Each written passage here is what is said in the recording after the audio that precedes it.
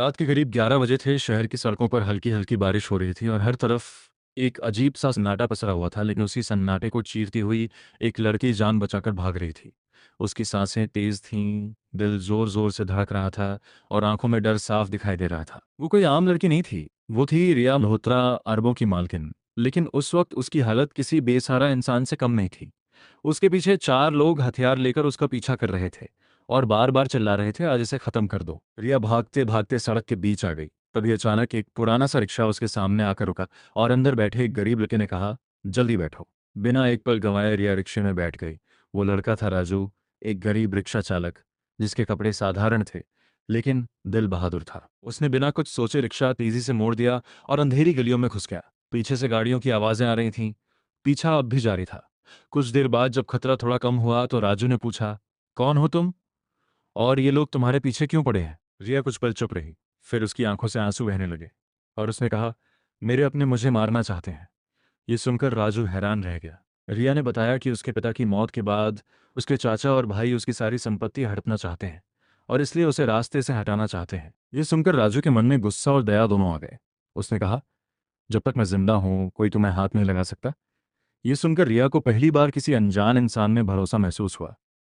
लेकिन उन्हें नहीं पता था कि खतरा अभी खत्म नहीं हुआ था। थोड़ी ही देर में पीछा करने वालों ने फिर से उन्हें ढूंढ लिया। गोलियों की आवाज गूंजने लगी। राजू ने तुरंत रिक्शा छोड़ा और रिया का हाथ पकड़कर उसे एक झुग्गी बस्ती की ओर ले गया। दोनों दौड़ते हुए एक छोटी सी झोपड़ी में घुस गए। अंदर सिर्फ एक खाट, एक चूल्हा और कुछ बर्तन थे। यही राजू की दुनिया थी। रिया जो हमेशा आलीशान जिंदगी जीती थी, आज उसी झोपड़ी में बैठी थी। बाहर दुश्मन तलाश कर रहे थे, अंदर डर और खामोशी थी।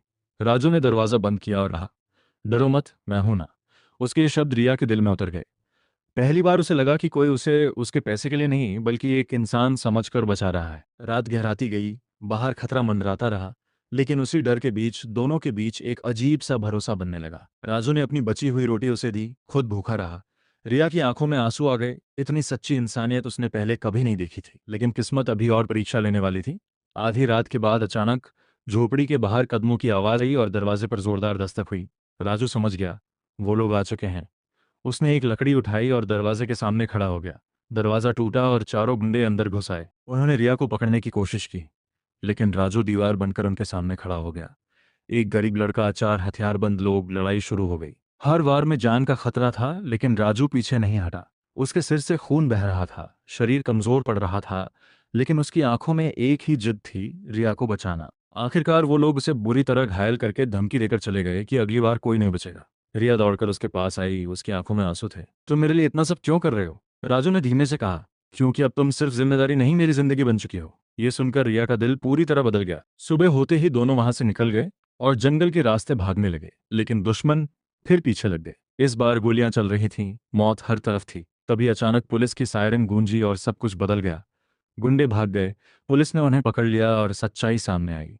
रिया के अपने ही रिश्तेदार उसकी जान के दुश्मन थे। केस खत्म हुआ, गुनहगारों को सजा मिली और रिया को उसकी सारी दौलत वापस मिल गई। लेकिन अब वो पहले जैसी नहीं थी। उसने अपनी जिंदगी का सबसे बड़ा फैसला लिया। वो उस गांव में वापस गई जहां उसकी जिंदगी बदली थी।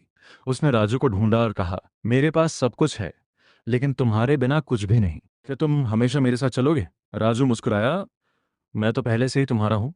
और उसी दिन एक गरीब रिक्शावाला और एक अरबपति लड़की ने बिना किसी दिखावे के एक छोटे से मंदिर में शादी कर ली। लोगों ने पहले मजाक उड़ाया, लेकिन जब उन्होंने देखा कि ये रिश्ता पैसे नहीं बल्कि सच्चे दिल पर बना है, तो सबने इसे स्वीकार कर लिया।